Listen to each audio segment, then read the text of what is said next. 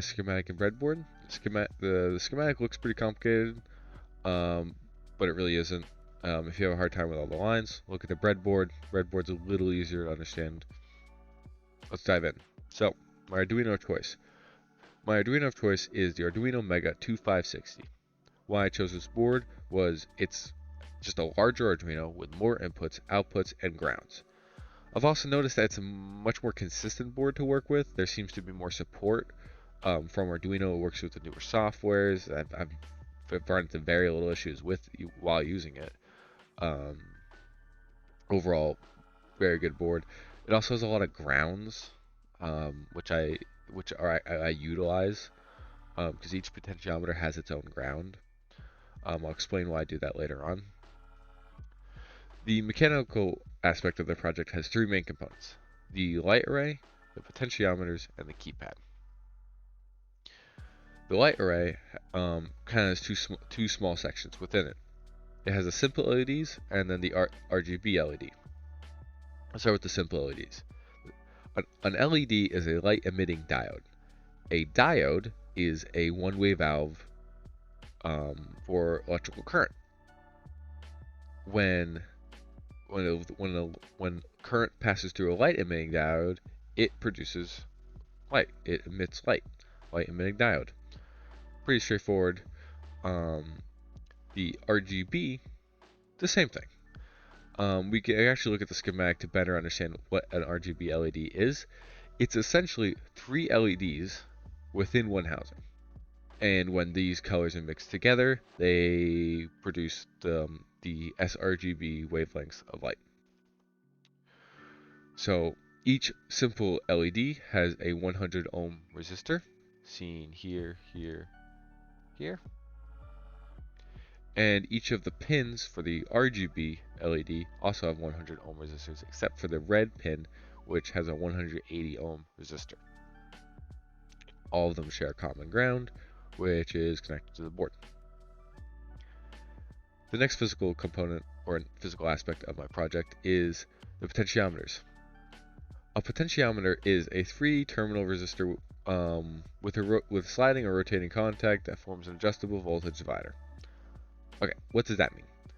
That means it's essentially a variable resistor, so we can change the resistance by turning it, in our case, and we can measure this change. So the resistance changes, we can measure this change. The 3 potentiometers in this project are used to control one channel of the sRGB spectrum. So red, green, and blue. The final physical aspect of the project is the keypad. The keypad,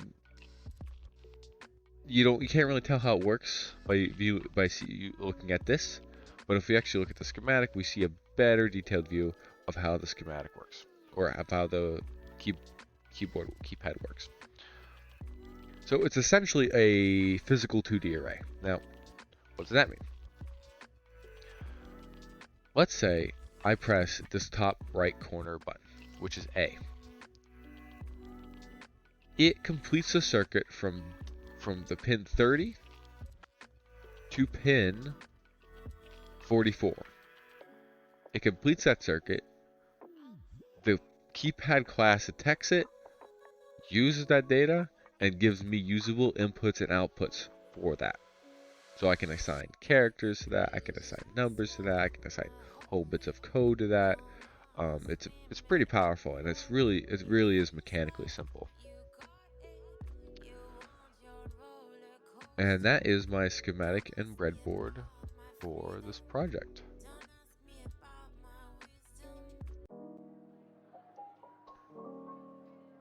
This is the code for my project. The code looks complicated. As we go down, you'll see how complicated it gets. It looks complicated, it kind of is. I've tried to make this as readable as possible, but don't worry if you don't fully understand it. I will break it down the best I can. So we start with include keypad.h. So this includes a keypad library that I use frequently throughout the program. This is a this is a library made by someone for the keypad that we use, or that I use. Then we move on to the variable initialization stage. So it's just initializing variables that we use later on. So these are potentiometer outputs, potentiometer inputs,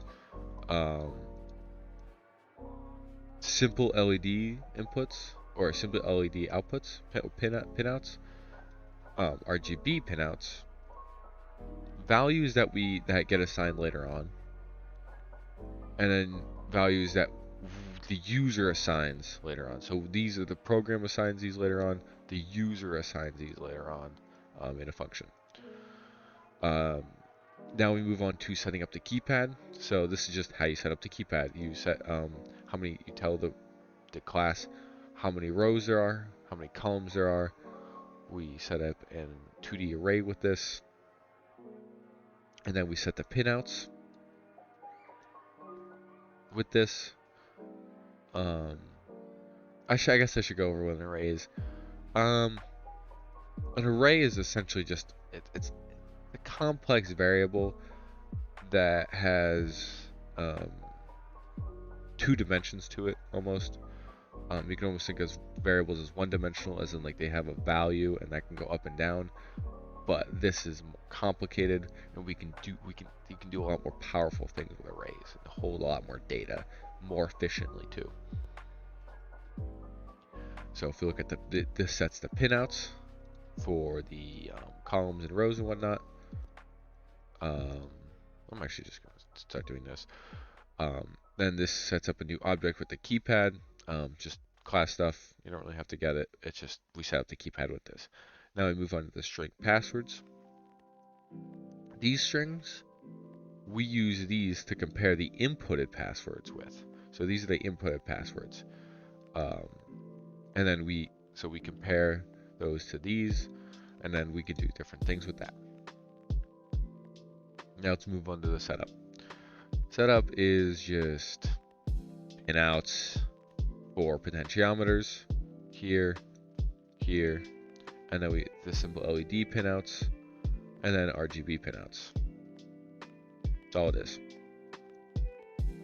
Before we get into the main loop, let's go over different functions that are used throughout the program that have been made for this program. Prints. These just print values. Print custom val, print val. These are just different values, or these are just different print statements that get used quite frequently. Right, wrong, and reset. This turns off and on the simple LEDs to indicate different things that have happened throughout the program, so we don't necessarily need to use the serial monitor to debug. It's essentially a built-in debug, but it also just helps the user better understand what is going on. Color profile. We can take integers and tell the RGB to use these integers to turn on its LEDs to certain values. sRGB, RGB. So this one it's not complicated at all. These are the variables that we initialized earlier on. So we take the analog reading from the potentiometers. Then we have to map these values to a smaller range set, assign them to the variable again, and then we tell the RGB LED to turn on with these values.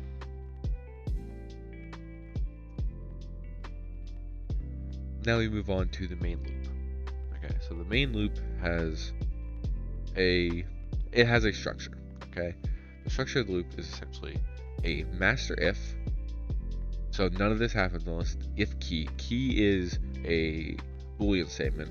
So if key is pressed. No matter the key, if key is pressed. Then we have the if certain keys are pressed, ifs, if that makes sense.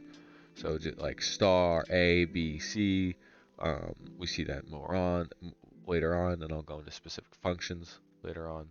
So there's an if A, if star. Then we have smaller whiles and ifs within these statements. to perform different functions and whatnot. I will go over the specifics in a moment.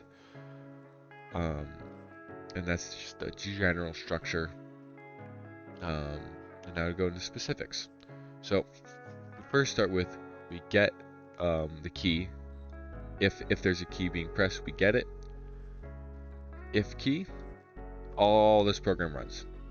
So let's say if the key is star, I use star as reset. So this is the yellow. You'll see it pop up on screen. It resets the input password, and it turns on the LED and turns off the RGB LED. First interesting one, if key A is pressed. So this is the writing of values to turn on the RGB LED with the potentiometers. So there's a delay. So if we first start for the delay, then this whole piece of program's in a while one loop, or most of it is anyways. So essentially what it's doing is it's looking for A to be pressed again,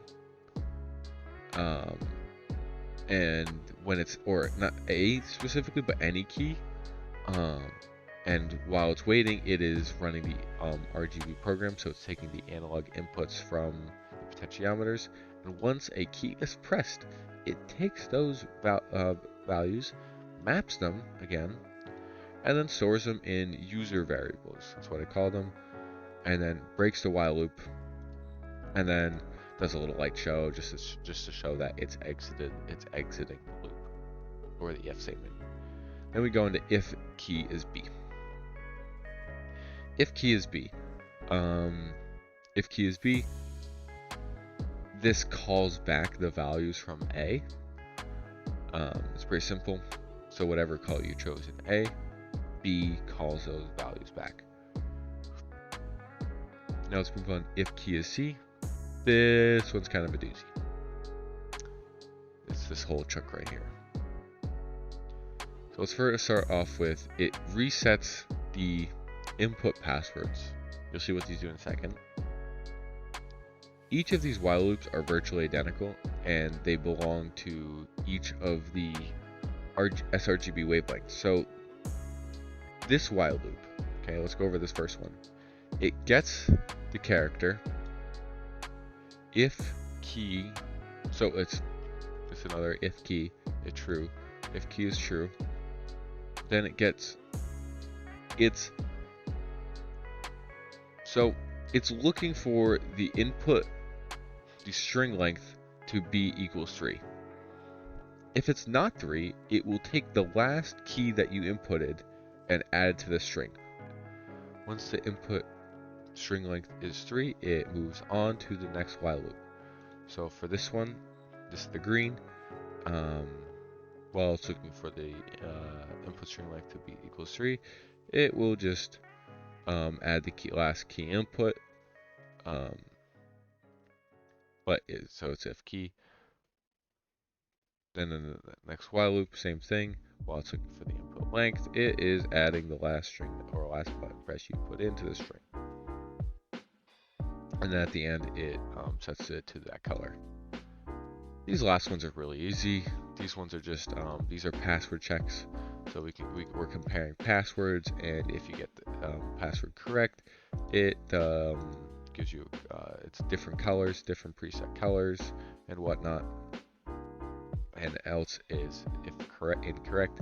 So if the password's incorrect, it says you're incorrect, and it turns on the red LED, simple LED. At the end, it clears the input password too. The final else, this is the final little thing, is if none of this stuff happens, the last input is added to the key. So it's a pretty solid program, pretty cool program. Yeah, that's my program. Okay, so here we can see it. We can get a better view of what's actually going on. So first I press the C button, Then I look at the sRGB range. So sRGB, it's 3 values. Normally it's analog inputs for the program, but now we're going to input them using the keypad. So these are the 3 values I'm going to go through. RGB. We see that it makes this blue color. And now I input the first value with the 3 letters. And then to enter the next while loop, you have to press any key. And then I'm in the next while loop. Next while loop. And I've inputted it. I've inputted the value, and see that's blue. And it's pretty close to what we did earlier.